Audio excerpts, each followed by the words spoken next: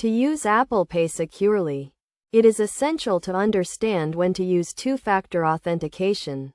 Two-factor authentication is an additional layer of security that requires you to provide a second form of verification, such as a passcode or fingerprint, in addition to your password or other credentials.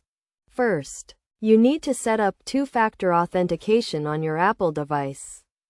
This can be done by going to the Settings menu, selecting your name, and then selecting Password and Security. From there, you can enable two-factor authentication and follow the prompts to set up your verification method. When using Apple Pay, two-factor authentication is required in certain situations.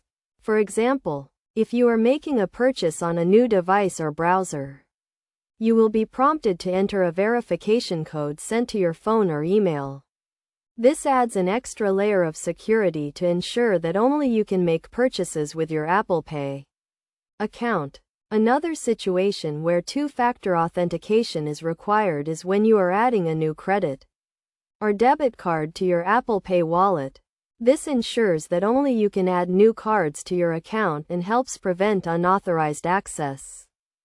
In addition to these situations, it is also a good idea to use two-factor authentication whenever you are making a large or suspicious transaction. This can help prevent unauthorized activity and protect your account from potential security threats. Best practices for using two-factor authentication with Apple Pay include always keeping your device and account information up to date, being cautious when receiving verification codes and never sharing them with anyone, and regularly reviewing your account activity to detect any suspicious transactions. By following these steps and using two-factor authentication when required, you can help keep your Apple Pay account secure and protect your financial information. Remember to always prioritize security when using Apple Pay and take advantage of the additional protection offered by two-factor authentication.